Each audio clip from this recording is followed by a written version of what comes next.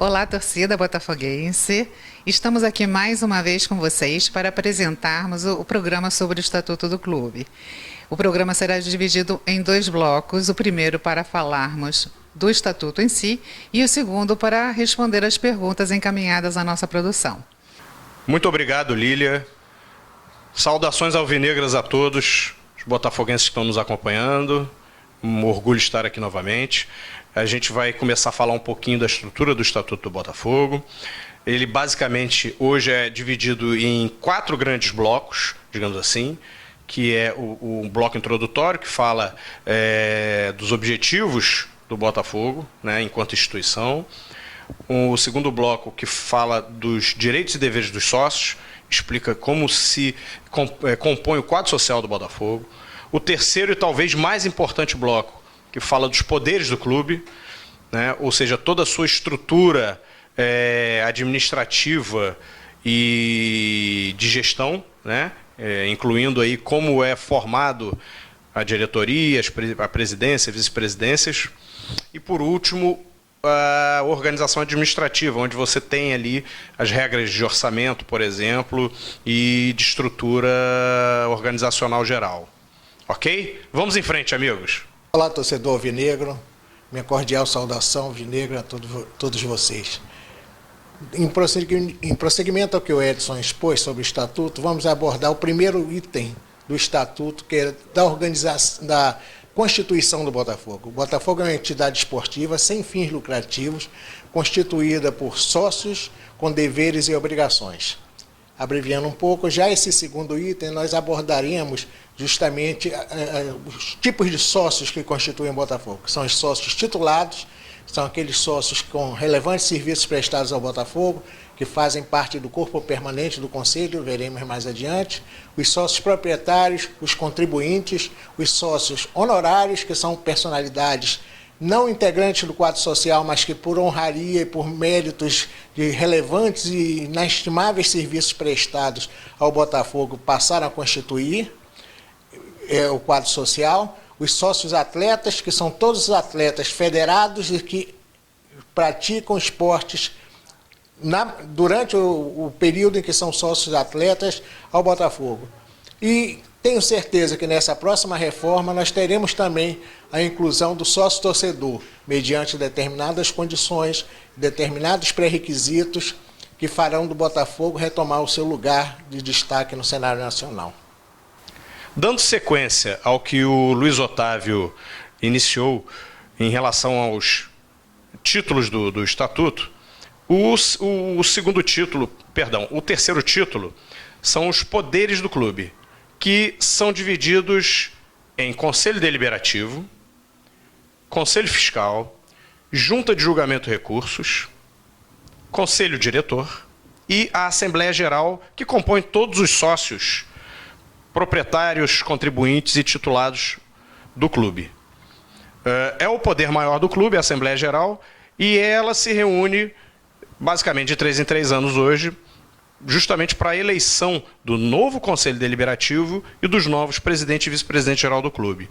O Conselho Deliberativo é considerado o poder maior, o poder soberano, pelo fato justamente de reunir os sócios eleitos e que tem por obrigação, entre outras coisas, aprovar as contas da gestão, aprovar o projeto orçamentário da gestão. O Conselho Fiscal é uma espécie de Tribunal de Contas do Botafogo. Ele audita, fiscaliza todas as contas, todos os contratos que são efetivados pelo Conselho Diretor, que é, digamos assim, o executivo do Botafogo. É composto pelo presidente do clube, o vice-presidente geral e todos os vice-presidentes de departamentos. Então, é uma espécie de... comparando com empresas, é como se fosse o conselho de administração de algumas grandes empresas, é o conselho diretor do Botafogo. E, por último, a Junta de Julgamento e Recursos, que é como se fosse o judiciário do Botafogo. Quando você tem alguns problemas que envolvem questões disciplinares ou até mesmo problemas que possam levar à necessidade de um julgamento, dependendo da categoria do sócio, a junta de julgamento de recursos é o poder soberano, é a última instância para esse tipo de avaliação e eventuais punições ou não. Existe também uma comissão disciplinar que ela é independente, é ligada ao conselho diretor e ela trata basicamente do sócio proprietário comum. A junta ela já é para os sócios, digamos assim, eleitos e titulados. Ok, minha gente? O quarto título do Estatuto aborda justamente a organização do clube. Como é constituída a diretoria, como já foi explicado pelo Edson, constituído pelo presidente, vice-presidente geral e demais vice-presidentes de departamentos diversos. Temos o vice-presidente de finanças, vice-presidente administrativo, vice-presidente de futebol, vice-presidente de remo, vice-presidente de esportes amadores e vice-presidente de marketing, tá? Todos hoje, pelo estatuto atual, sem qualquer remuneração. Nós temos, nessa organização ainda estatutária, nós temos determinadas obrigações a serem cumpridas pelo Conselho Diretor, que é a questão do cumprimento do orçamento pré-aprovado pelo Conselho Deliberativo e a execução de metas orçamentárias. Então, cabe ao Conselho Deliberativo manter permanente vigilância e acompanhamento do dia a dia do clube. Ele se reúne ordinariamente 2 vezes no ano e em sessões extraordinárias sempre que se fizer necessário. Mas essa vigilância é importante para manter a transparência administrativa do clube. Então, abordaremos depois, na sequência de outros programas, mais detalhadamente o campo de ação de cada uma dessas vice-presidentes. Hoje, as vice-presidências e presidências do clube não são remuneradas, mas nada impede que os departamentos no futuro venham a ser geridos por profissionais experientes nessa área, sem, contudo, incluir uma remuneração para presidente e vice-presidente. Mais adiante veremos isso. Iniciando agora a segunda parte do nosso programa, vamos responder as perguntas de Nelson Lima Neto e Tiago Antunes. Boa noite, aqui quem fala é Tiago Escobar Antunes, aqui colunista da Rádio Botafogo, e eu gostaria de saber se nessa reforma do Estatuto, nas próximas eleições, o grupo que sair vencedor continuará tendo a mesma quantidade de cadeiras e os perdedores, caso atinjam um determinado percentual, as cadeiras na mesma forma que são distribuídas hoje, ou nessa reforma está sendo feito algo para que essa distribuição seja mais heterogênea e que o grupo perdedor, os grupos perdedores tenham mais cadeiras do que hoje? Porque hoje o grupo vencedor fica com um poder muito grande no conselho. Quem fala é Nelson Lima, sou jornalista e queria adiantar um assunto, incluir um assunto na discussão de vocês, mais uma vez, uma grande discussão, a respeito da proporcionalidade nas votações do clube e nas cadeiras do Conselho Deliberativo. A gente sabe que hoje a chapa vencedora fica com grande parte das cadeiras no Conselho, e isso torna a oposição ou a discussão de ideias um pouco questionável. Queria saber se existe essa discussão no novo estatuto e como isso está sendo abordado pelas pessoas que estão participando desse processo. Um grande abraço, prazer participar mais uma vez. Amigos Nelsinho Lima Neto, Tiago Antunes, saudações alvinegras. Obrigado pela participação de vocês, né? Pergunta, na verdade, são similares, então acho que elas se unificam aí na resposta, que é justamente em relação a um tema que eu particularmente considero muito relevante, que é a proporcionalidade dentro do Conselho Deliberativo, proporcionalidade das chapas dentro do Conselho Deliberativo. Contando um pouquinho sobre a história do Estatuto do Botafogo, antigamente as chapas vencedoras elas compunham o Conselho Deliberativo. Então, se você fazia parte de uma chapa que tivesse sido derrotada nas eleições, você, digamos assim, estaria fora do Conselho Deliberativo. Na última grande reforma estatutária que foi feita, há aproximadamente 8 anos atrás, foi incluído um dispositivo no Estatuto que permitiu que a chapa segunda colocada nas eleições pudesse indicar 14 membros para serem conselheiros, compondo assim, pela primeira vez na história do clube, a chamada oposição formal, né, dentro do plenário do Conselho.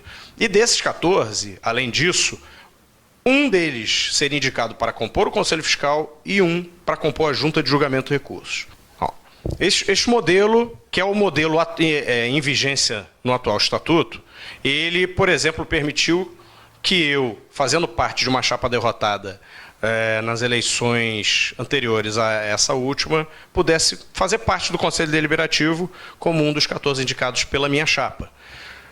Existe um projeto, sim, dentro do que está sendo encaminhado ao Conselho Diretor, de se ampliar essa questão, né?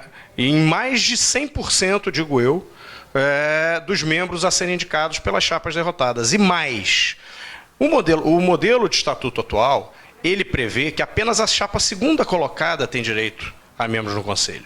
No projeto que eu faço parte, o Luiz Otávio também, de reforma do Estatuto, e que foi apresentado ao Conselho Diretor para avaliação e que acredito que muito em breve será encaminhado ao Conselho Deliberativo já como uma proposta formal de novo Estatuto do Botafogo, isso foi ampliado para que todas as chapas participantes tenham a possibilidade, sim, de ter membros eleitos como conselheiros do clube. Eu acho que isso é um avanço muito importante para a questão democrática do clube. E agora a resposta à pergunta do nosso querido André Botafogo.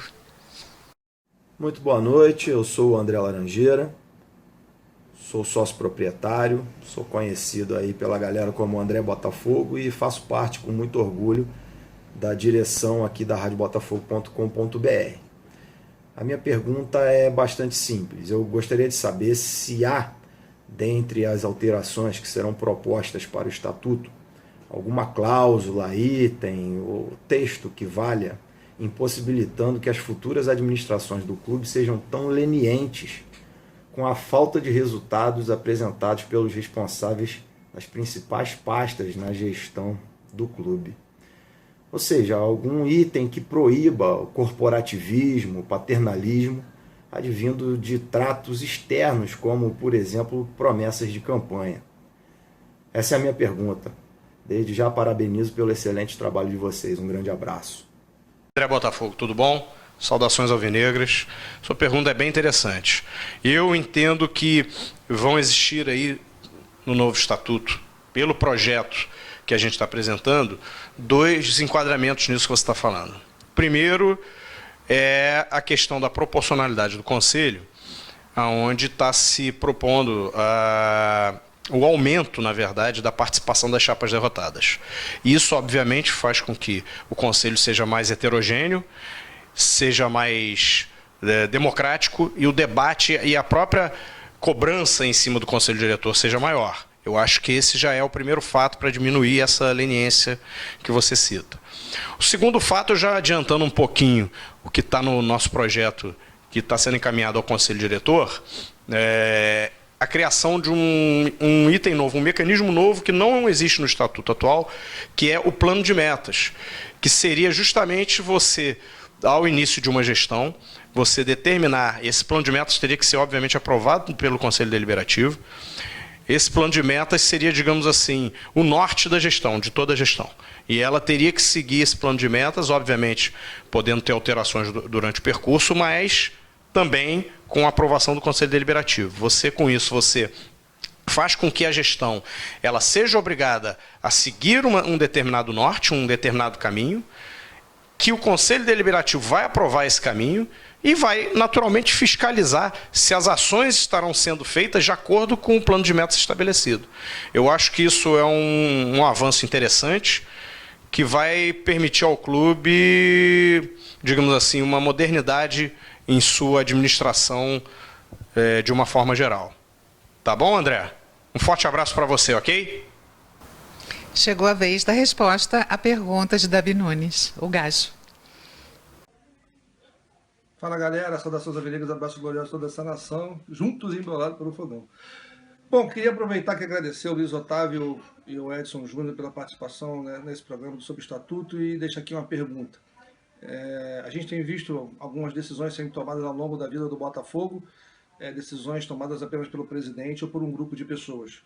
A pergunta é o seguinte, um exemplo, a decisão sobre o contrato de televisionamento, sobre a TV do Botafogo, por exemplo, que estamos discutindo sobre o Globo e Esporte Interativo, e deveriam ser tratados no Conselho Deliberativo, segundo o Estatuto, ou apenas o Conselho Diretor, junto com o presidente, poderia tomar essa decisão.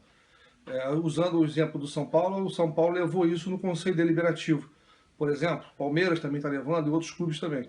A pergunta realmente, para poder esclarecer, já que parece que a decisão da venda do direito de televisionamento foram feitos para a Globo. Olá, Davi. Saudações alvinegras. O prazer é nosso em estar participando desse programa aqui, patrocinado pela Rádio Botafogo, e aproveito para parabenizá-lo pelo esse excelente empreendimento que vocês estão fazendo, aproximando o sócio do Botafogo, aproximando o sócio do clube. Com relação à sua pergunta, meu caro Davi, eu concordo plenamente com você. No estatuto atual, nada impede do presidente firmar um contrato, como por exemplo, de transmissão de jogos de televisão, com uma emissora. No projeto que está sendo encaminhado ao Conselho Diretor, elaborado por uma comissão de pessoas experientes no Botafogo, das quais, modestamente, eu e o Edson integramos, nós estamos propondo que haja uma limitação, não só de despesas contraídas pelo presidente, como também de receitas, ou seja, um contrato de fornecimento de material esportivo, um contrato de fornecimento de patrocínio master, um contrato de transmissão de televisão, sejam submetidos ao Conselho Deliberativo, sem assodamento, para que possa realmente atender os interesses do Botafogo. Eu acho que isso é de suma importância no mundo de transparência, de lealdade com o sócio, com o torcedor distante, que deposita o voto na urna, confiando num bom desempenho do dirigente. Mas, infelizmente, é importante que o clube tenha essas salvaguardas para evitar surpresas como nós encontramos nas últimas administrações. Grande abraço, Davi. Saudações alvinegras. Boa tarde, me chamo Petrônio, estou aqui diretamente de Orizona, no interior do estado de Goiás. Como sócio proprietário do Botafogo, gostaria de deixar uma opinião e uma pergunta para o Luiz Otávio e para o Edson, grandes amigos e pessoas que estão aí focadas em trabalhar para o melhor pelo clube no Conselho Deliberativo. Primeiramente, queria aplaudir a posição da atual gestão em estar aí, em pequenos detalhes para finalizar essa importante atitude que será o sócio-torcedor com direito a voto, para poder acabar com aquele monopólio que existe nas eleições do Botafogo, principalmente, nós temos aí, como tivemos na última eleição, um universo de 1.200 votantes, e com isso eu acho muito assim, é um contingente muito pequeno que nós temos, visando a grandeza de um clube que tem de 3 a 4 milhões de torcedores. Então acho que chegou a hora do Botafogo abrir as suas portas para a sua torcida, Eu acho que isso vai ser de fundamental importância para o nosso clube. E aproveitando aí a deixa do nosso amigo Bruno Antunes, aí Bruno, Juiz de Fora, queria enfatizar algo em cima da pergunta na qual ele formalizou para o Luiz Otávio e para o Edson, a respeito de nós termos pessoas profissionais capacitados, para estarem recebendo de uma forma profissional remunerada à frente do clube. Eu quero aqui enfatizar que não necessariamente que precisamos ter pessoas, na qual um presidente e um vice, é óbvio que jamais nós teríamos um presidente ou vice-presidente do Botafogo que torcesse para um outro clube, para um rival nosso. Existem pessoas capacitadas, qualificadas, que torcem pelo Botafogo. A pergunta é, a atual gestão, ela está aberta ou ela está fechada para que esses profissionais possam verdadeiramente fazer a diferença para o clube, profissionalmente falando. E a segunda, para você estar à frente da diretoria do Botafogo hoje, você precisa participar de um grupo político específico ou qualquer pessoa que queira contribuir com o clube é bem-vindo. Agradecemos muito a audiência de todos vocês, lembrando sempre que vocês podem enviar as suas perguntas através do canal ou então do e-mail radiobotafogo2014@gmail.com. Muito obrigada a todos. Até a próxima.